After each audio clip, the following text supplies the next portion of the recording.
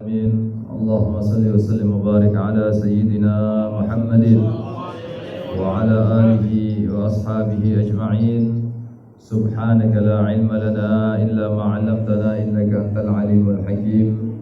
Rabbi shrah li sadri wa yassir li amri wa hlul 'uqdatam min lisani yafqahu qawli bi jahin nabi wal ali wal ashabi.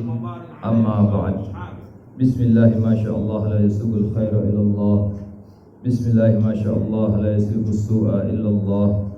Bismillah ma sya Allah ma kana min ni'matin fa min Allah. Bismillah ma sya Allah la hawla wa la quwwata illa billah. Alhamdulillah. Hadirin wal hadirat, para pecinta baginda Nabi Muhammad sallallahu alaihi wasallam. Di pagi yang cerah ini alhamdulillah kita sama-sama bersyukur kehadirat Allah Subhanahu wa taala karena kita masih diringankan oleh Allah Subhanahu wa taala untuk menghadiri satu majlis zikir, majlis yang mana tatkala kita menyebut nama Allah, Allah menyebut nama kita. Tatkala kita mengingat Allah, Allah akan mengingat kita. Dan itu semuanya diberikan oleh Allah Subhanahu wa taala kepada orang-orang yang dipilih oleh Allah Subhanahu wa taala. Tidak semua hambanya Allah dipilih untuk bisa selalu berzikir, untuk bisa selalu mengingat dan menyebut Allah Subhanahu wa taala. Hanya orang-orang yang dipilihlah oleh Allah Subhanahu wa taala daripada hamba-hambanya yang selalu berzikir, mengingat Allah. Dan itu semuanya adalah bukan kehendak kita. Semuanya kehendak Allah Subhanahu wa taala. Tatkala kita, hati kita digerakkan oleh Allah untuk berzikir kepada Allah Subhanahu wa taala, ketahuilah bahwasannya Allah Subhanahu wa taala pada waktu tersebut ingin menyebut nama kita, sehingga kita digerakkan hati kita untuk menyebut nama Allah sesuai dengan firman-Nya Allah dalam hadis qudsi, "Man dzakarani fi nafsihi dzakartuhu fi nafsi." Barang siapa yang menyebutku dalam dirinya, maka aku akan menyebutnya dalam diriku, kata Allah Subhanahu wa taala. Berarti ini adalah nikmat yang paling luar biasa yang Allah berikan kepada kita, sehingga kita bisa menyebut nama Allah dan Allah menyebut nama kita. Alhamdulillah. Dan juga dikatakan dalam kitab Allahumma shalli ala sayyidina Muhammad Al-Mukashafatul Qulub yang dikarang oleh Imam Al-Ghazali radhiyallahu taala anhu. Beliau mengatakan di dalam satu kutipan tentang bab zikir, beliau mengatakan bahwasannya orang tatkala menghadapi sakaratul maut, mereka ini dilanda kehausan yang luar biasa oleh Allah Subhanahu wa taala. Maka dari itu tidak heran kalau kita menyaksikan orang yang sakaratul maut sedang nazak, diambil nyawanya oleh malaikat Israel, sering mereka meminta minum, merasa haus sehingga keluarganya mendatangkan air diminumkan. Tatkala sudah diminum kadang wafat. Nah, ini memang tatkala sakaratul maut kehausan yang luar biasa melanda orang tersebut sehingga selalu meminta air. Tapi dikatakan di dalam kitab Mukashafatul Qulub bahwasannya orang yang ahlu zikir, orang yang selalu berzikir, orang yang lisannya selalu basah dengan menyebut nama Allah Subhanahu wa taala, tidak pernah akan haus tatkala menghadapi sakaratul maut, kata beliau. Ini salah satu fadilah yang luar biasa. Orang yang selalu membasahi lisannya dengan zikir kepada Allah Subhanahu wa taala, tatkala dicabut nyawanya, dia dalam keadaan tidak dahaga, dalam keadaan tidak haus, ya, karena banyak berzikir kepada Allah Subhanahu wa taala. Selalu dia basahi lisannya sehingga lisannya tersebut selalu menyebut nama Allah Subhanahu wa taala. Mudah-mudahan kita semuanya yang hadir di sini termasuk golongan orang-orang yang dikatakan oleh Imam Al-Ghazali tersebut. Amin ya rabbal alamin. Dan alhamdulillah di pagi hari ini juga kita tadi bertawassul kepada baginda Nabi Muhammad sallallahu alaihi wasallam, baca selawat.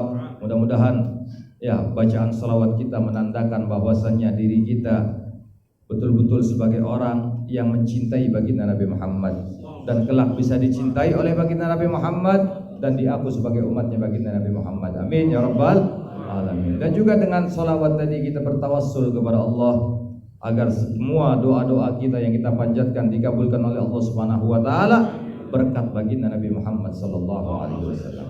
Jangankan kita hadirin wal hadirat, Nabi Allah Adam alaihi salam, seorang nabi dan rasul, orang yang paling dekat kepada Allah Subhanahu wa taala, manusia pertama yang diciptakan oleh Allah Subhanahu wa taala, beliau masih bertawassul kepada baginda Nabi Muhammad sallallahu alaihi wasallam. Tatkala Nabi Allah Adam memakan buah khuldi, kemudian diturunkan oleh Allah Subhanahu wa taala ke muka bumi. Siti Hawa diturunkan di Jeddah, Nabi Allah Adam diturunkan di daerah Sri Lanka, kata ulama, ribuan kilometer jauhnya. Mereka berdua saling mencari. Tidak ada manusia kecuali di dunia ini kecuali mereka berdua. Puluhan tahun, bahkan dikatakan oleh ulama 40 tahun mereka baru dipertemukan oleh Allah Subhanahu wa taala. 40 tahun Nabi Allah Adam membaca Rabbana zalamna anfusana wa illam taghfir lana wa tarhamna lanakunanna minal khasirin. 40 tahun belum diijabah oleh Allah Subhanahu wa taala. Tapi tatkala 40 tahun tersebut Nabi Allah Adam teringat apa yang terjadi tatkala beliau diciptakan oleh Allah dan ditempatkan di surga. Beliau mengatakan, ya Rabbi bihaqqi Muhammadin illa ghafartali, ya Allah, dengan kemuliaan baginda Nabi Muhammad ampunkan dosa-dosaku ya Allah. Kemudian Allah mengutus malaikat Jibril, dan Allah Maha Tahu. Allah Zat yang Maha Tahu, Allah mengutus malaikat Jibril untuk menanyakan kepada Nabi Allah Adam alaihissalam, ya Adam, min aina arafta Muhammadan falam akhluqhu, kata Allah. Wahai Adam, dari mana engkau tahu nama Muhammad sedangkan aku belum menciptakannya, wahai Adam? Dijawab oleh Nabi Allah Adam, ya Rabbi, lamma khalaqtani rafa'tu ra'si ila arsyik. Tatkala engkau menciptakan aku ya Allah, langsung aku mengangkat kepalaku melihat arsy-Mu ya Allah. Wajadtu fi imadi arsyik, dan aku mendapatkan di tiang-tiang daripada arsy-Mu ya Allah maktubun, tertulis la ilaha illallah Muhammadur Rasulullah. Wa araftu, dan aku tahu ya Allah dengan itu anna Muhammadan afdalul khalqik, bahwasanya Muhammad adalah paling afdolnya makhlukmu ya Allah, karena namanya digandengkan dengan namamu ya Allah. Seperti dalam kitab Maulid tadi dikatakan wa qarana asmahu ma asmihi ala tanbihan ala uluwi maqami, dan Allah menggandengkan namanya baginda Nabi Muhammad dengan namanya Allah li'uluwi maqami, karena ketinggian daripada maqam kedudukannya Nabi Muhammad sallallahu alaihi wasallam. Karena beliau adalah kekasih Allah, manusia pertama yang diciptakan oleh Allah Subhanahu wa taala, nur baginda Nabi Muhammad, berkat nurnya baginda Nabi Muhammad diciptakan oleh Allah Subhanahu wa taala alam semesta dan kita semuanya ini.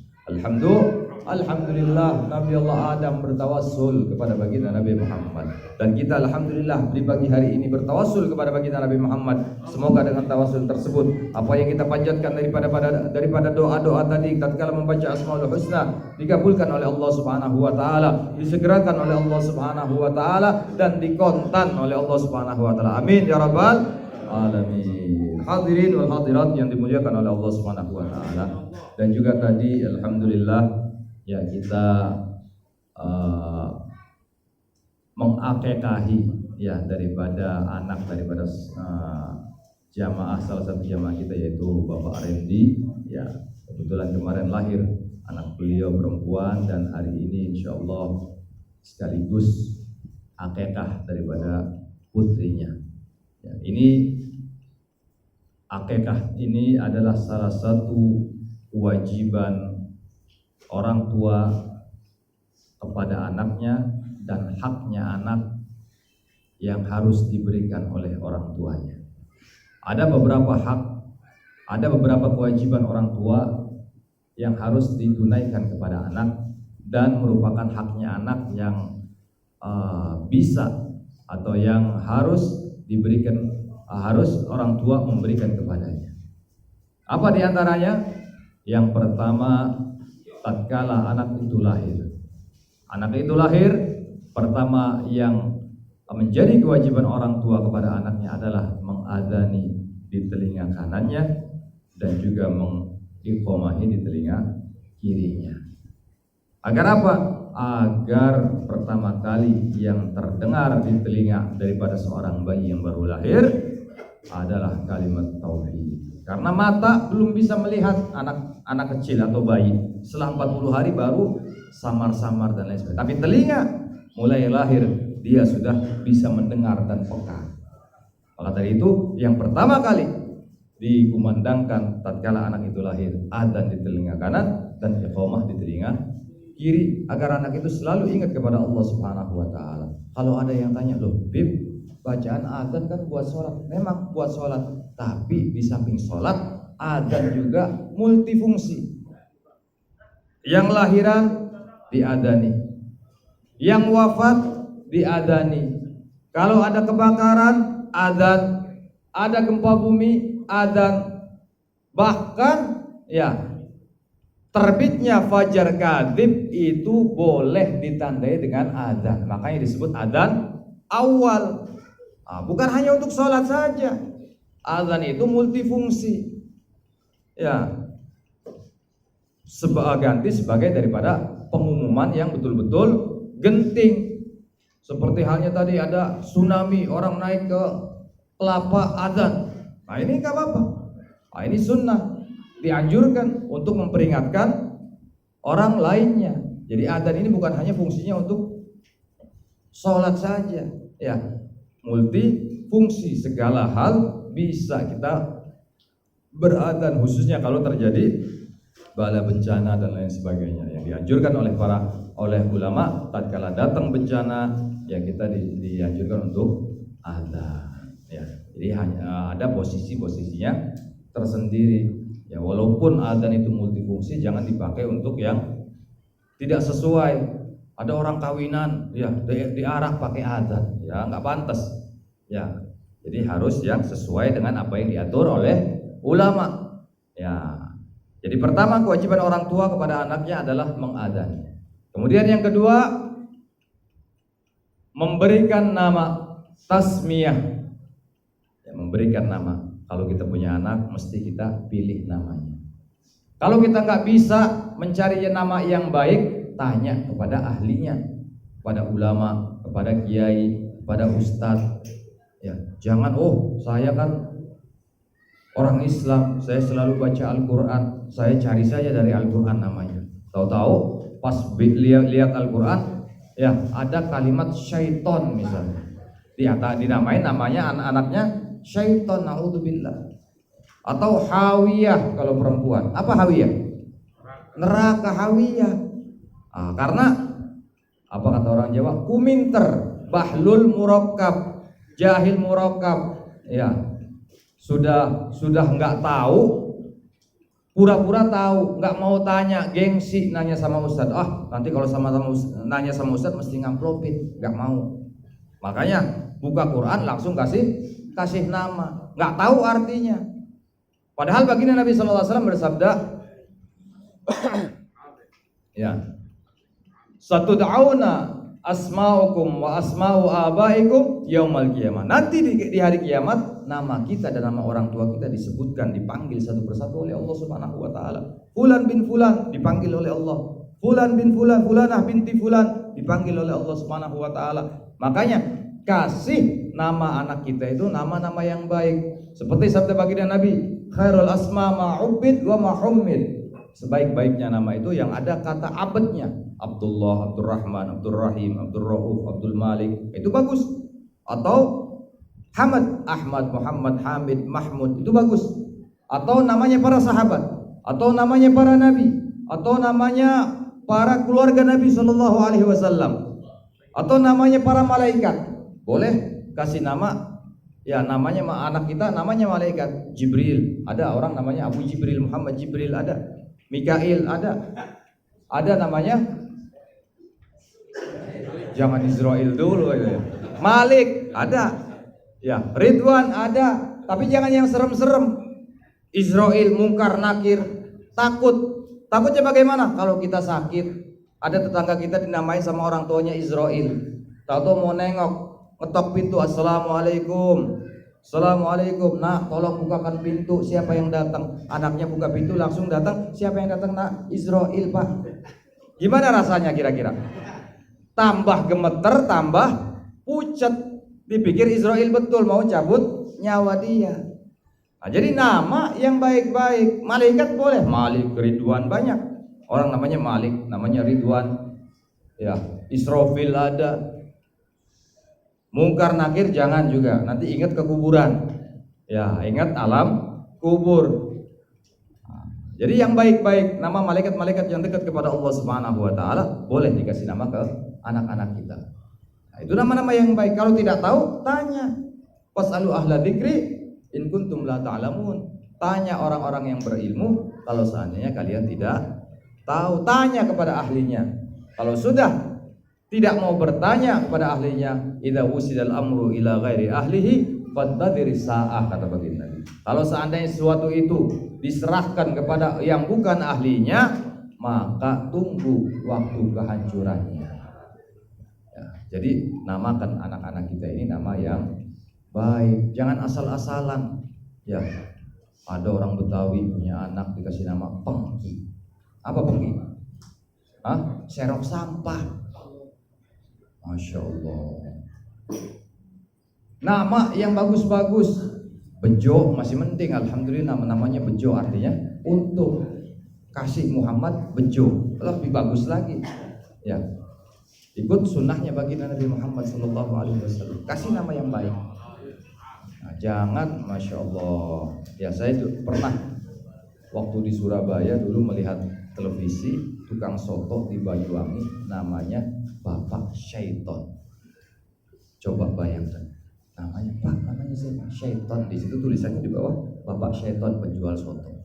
Nah, ini orang tuanya karena bahlul murakkab, tadi jahil murakkab, sok pinter, nggak mau tanya sama ustaz. Asal buka Quran, nemu nama Syaiton, dikasih nama Syaiton. Dan bahkan kalau kita nggak tahu, ya dianjurkan untuk tanya sama ustaz. Kadang orang Indonesia ini salah penempatan.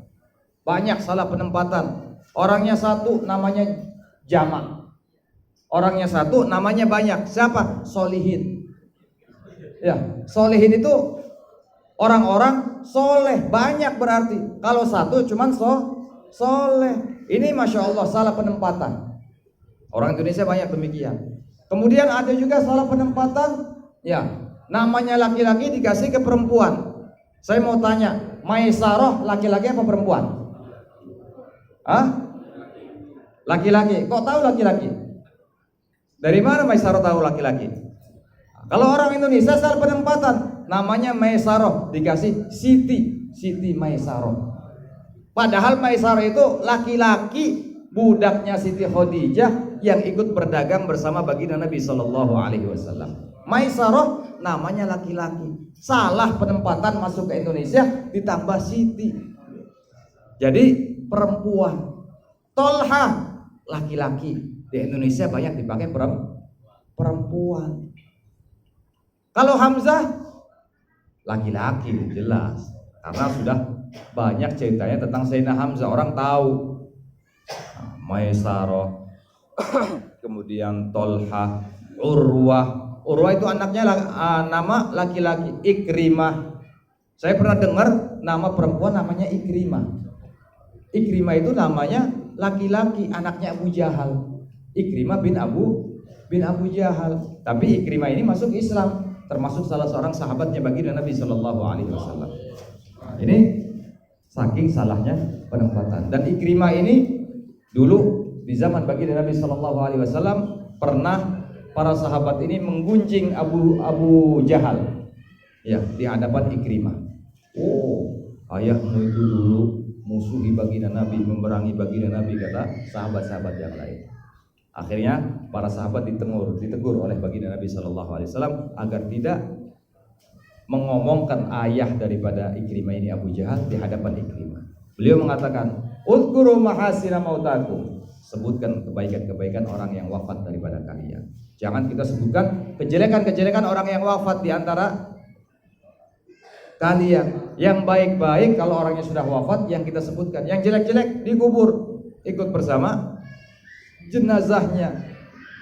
Jadi Ikrimah ini salah seorang sahabat laki-laki yang beriman kepada baginda Nabi Sallallahu Alaihi Wasallam, padahal dia adalah anaknya Abu Jahal. Jadi orang Indonesia tadi saya kembali banyak salah penempatan. Apalagi Said Muhammad Maliki dulu pernah ketawa kalau dengar orang Indonesia ini. Masya Allah, kata Said Muhammad bin Ali al-Maliki, ya, orang Indonesia ini namanya baik, cuman manggilnya seenaknya. Kadang dipanggil ujungnya saja. Namanya Zaki, dipanggil Ki, sini Ki. Nah, ini kan ujungnya saja. Padahal namanya bagus, Muhammad Zaki. Ini dipanggil ujungnya saja. Jadi diketawakan sama orang-orang Arab ini apa yang dilakukan oleh kita orang Indonesia. Makanya ya fasalu ahla dzikri in kuntum la ta'lamun. Kalau kita tidak tahu, tanya sama ahlinya. Itu yang kedua, kewajiban orang tua memberikan nama kepada anak. Kemudian yang ketiga, diantaranya yaitu akikah. Karena akikah ini adalah sunnah muakkadah, sunnah yang kuat, sehingga sunnah yang kuat ini dilakukan tatkala bayi itu umur 7 hari atau 14 hari atau 21 hari atau batas terakhirnya 40 hari. Kalau sudah 40 hari orang tuanya masih belum mampu untuk berakikah, maka gugur daripada sunnah muakkadahnya. Tapi bisa diqodho tatkala mungkin ada uang, ya sudah kumpul biayanya, mau akikah buat anaknya boleh. Atau anaknya mengakikahi dirinya sendiri karena anaknya itu jadi orang kaya, misalnya orang tua yang nggak mampu, anaknya jadi orang kaya, boleh mengakikahkan dirinya sendiri dan pahalanya diberikan, dihadiahkan kepada orang tuanya, itu boleh. Ya, jadi batasannya 7, 21, ya 7, 14, 21 dan 40 hari. Beb, kalau dalam 40 hari itu orang tuanya belum mampu bagaimana? Kalau tidak diqodho misalnya, atau pengen orang tuanya itu pengen mengakikahi anaknya tapi masih belum mampu, tapi hatinya memang sudah mantap, bagaimana? Boleh, kata ulama, mengalirkan, menyembelih binatang dan mengalirkan binatang yang ada darahnya. Potong ayam nggak apa-apa, bikin walimah kecil-kecilan dibagikan akikah.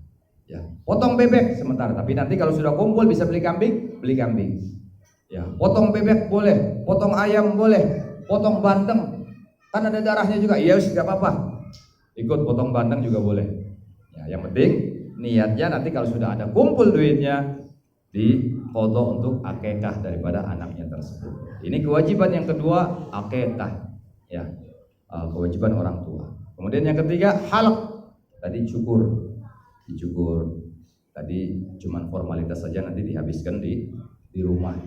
Dan sunnahnya kalau anak itu dicukur, ditimbang rambutnya, kemudian sedekah emas seberat rambut yang dipotong tadi. Misalnya 1 gram, berarti orang tuanya sunnah untuk bersedekah 1 gram uang sejumlah 1 gram daripada emas tadi.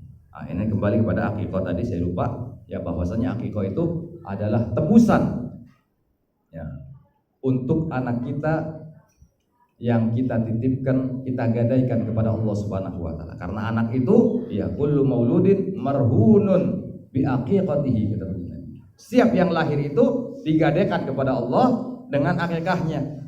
Boleh ditebus dengan berakikah. Tapi kalau tidak diakikahi berarti tidak ditebus-tebus. Sampai nanti, bahkan kata ulama, ya tatkala anak itu wafat dalam keadaan syahid dan dia belum diakikahi oleh orang tuanya, kemudian haknya orang syahid itu bisa memberikan syafaat kepada orang yang mereka cintai. Ya, anak itu syahid, berhak memberikan syafaat kepada kepada orang yang mereka cintai, tapi tidak bisa memberikan syafaat kepada orang tuanya karena belum ditebus, belum akikah. Kata ulama begitu. Ya, jadi tidak bisa memberikan syafaat kepada kedua orang tuanya karena anaknya ini belum diakikahi, kata ulama. Nah, itu bab akikah. Tadi bab selanjutnya tadi halaq, memotong rambut. Ya, kemudian selanjutnya kewajiban orang tua adalah memberikan pendidikan agama kepada anaknya. Ini kewajiban yang sangat penting. Kalau kita merasa tidak mampu untuk memberikan pendidikan agama, titipkan kepada madrasah-madrasah, kepada kiai-kiai, kepada ustadz-ustadz, ke pesantren-pesantren, agar kewajiban kita bisa gugur. Ya, Biar kita keluarkan biaya tapi anak kita bisa mendapatkan pendidikan agama. Nah, ini kewajiban, termasuk kewajiban orang tua. Nanti kalau kita tidak didik, kita kenalkan kepada agamanya Allah Subhanahu wa taala, kita tanggung jawab di hadapan Allah Subhanahu wa taala. Seperti ceritanya, seperti Al-Kisah dikisahkan bahwasanya ada seorang anak makhluk masuk ke dalam neraka karena perbuatan dosa-dosanya. Akhirnya dia protes kepada Allah Subhanahu wa taala, "Ya Allah, saya menjadi begini ya Allah karena orang tua saya tidak mengenalkan saya kepadamu ya Allah. Dia tidak menyuruh saya untuk melakukan sholat, tidak menyuruh saya untuk berpuasa ya Allah. Bahkan tatkala saya bermaksiat dibiarkan ya Allah. Tidak ada mereka perhatian kepada agama saya ya Allah. Maka dari itu mereka yang ada di surga ya Allah, turunkan, masukkan ke dalam neraka bersama aku ya Allah." Bakal dituntut orang tua yang tidak memperhatikan pendidikan agama kepada anak-anaknya. Nah, ini kewajiban orang tua juga terhadap anak. Ya, kemudian kalau anak itu perempuan, ya selanjutnya kita ya sebagai orang tua harus menjaga dan mendidiknya sampai dia itu menikah. Kalau sudah menikah, tanggung jawab berpindah kepada suaminya. Perempuan tidak berhak lagi kepada orang tuanya, tapi dia lebih berhak ya taat kepada suaminya. Seperti ada salah satu kisah zaman baginda Nabi Shallallahu Alaihi Wasallam, ada seorang sahabat pengantin baru. Setelah nikah, suaminya diajak berperang oleh baginda Nabi Shallallahu Alaihi Wasallam. Akhirnya sahabat ini pesan kepada istrinya, "Wahai istriku, apapun yang terjadi, jangan engkau keluar dari rumah sebelum aku datang dari peperangan bersama baginda Nabi." "Baik, wahai suami." Si istri luar biasa taatnya kepada suami, sehingga hari pertama datang utusan daripada orang tuanya, "Wahai fulana, ayahmu sakit keras. Engkau diminta datang ke rumah ayahmu." Kemudian jawab oleh sahabat ini, "Aku tidak bisa wahai utusan, karena suamiku berpesan aku tidak boleh keluar rumah sebelum dia pulang dari peperangan bersama baginda Nabi Shallallahu Alaihi Wasallam." Akhirnya utusan pulang. Besok paginya datang lagi, "Wahai fulana, ayahmu meninggal. Engkau disuruh datang oleh ibumu." Jawabannya sama, "Suamiku belum pulang dan aku tidak diizinkan keluar rumah oleh suami sampai suamiku datang." Ya, kemudian setelah 3 hari suaminya datang ke rumahnya dan dia menangis di hadapan suami. Dia bercerita, "Hari pertama datang utusan dari rumahku, wahai suamiku, ayahku sakit. Hari kedua ayahku meninggal, tapi aku tetap taat kepadamu, aku tidak keluar daripada rumah wahai suami." Akhirnya suaminya menceritakan kepada baginda Nabi Shallallahu Alaihi Wasallam, dan baginda Nabi mengatakan bahwasannya ayah dari perempuan ini berkat taatnya anak tadi kepada suaminya, dia diberikan kedudukan di surga oleh Allah Subhanahu wa taala, dimasukkan surga oleh Allah Subhanahu wa taala. Maka dari itu ya termasuk tanggung jawab kita orang tua kepada anak kita yang perempuan sampai dia itu menikah. Setelah menikah sudah berpindah kewajiban menjaganya yaitu kepada suaminya. Mudah-mudahan ya pada hari ini kita semuanya diberikan rahmat oleh Allah Subhanahu wa taala. Segala hajat kita dikabulkan oleh Allah Subhanahu wa taala. Segala urusan kita dimudahkan oleh Allah Subhanahu wa taala. Dosa-dosa kita diampunkan oleh Allah Subhanahu wa taala dan tidak keluar daripada majlis ini kecuali semuanya telah diampuni oleh Allah Subhanahu wa taala, diterima taubatnya oleh Allah Subhanahu wa taala, dikabulkan hajatnya oleh Allah Subhanahu wa taala, dimudahkan urusannya oleh Allah Subhanahu wa taala dan dijembarkan rezekinya oleh Allah Subhanahu wa taala. Amin amin amin ya rabbal alamin. Rabbana anfa'na bima 'allamtana, rabbi 'allimna alladhi yanfa'una, rabbi faqihna wa qih ahlana wa rabbi lana fi dinina ma yakutuna dzakar, rabbi wafiqna wa fiqh lima tardika fi alil karama wa rizqil kull halal daima wa khilat ya ulama nahdhu bil khair wa nakfa kull syarr. Rabbana salina kull syu'un wa qira bi ridhamikal uyun wa qina rabbana kull diyun qabla an ta'tiyana rusul man rabbi kfir wa sur anta kurman sadar wa suratullah takshal mustafa man ila al haqqi da'ana wa lafa bi kitabin fil nashifa wa lal alikra wa syarafa wa la sahbil masabil ghurar. Allahumma hdina bi hudak waj'alna mimman yusirru fi ridhak wa la tuwallina waliyan siwak wa la taj'alna man khalafa marqa wa asab wa subhanallahu wa ni'mal wakeel wa la hawla wa la quwwata illa billahil aliyyil azim. Sallallahu alaihi wasallam Muhammadin wa alihi wa sahbihi wasallam. Alhamdulillahi rabbil alamin. Wa lakum minkum. Wassalamu alaikum warahmatullahi wabarakatuh.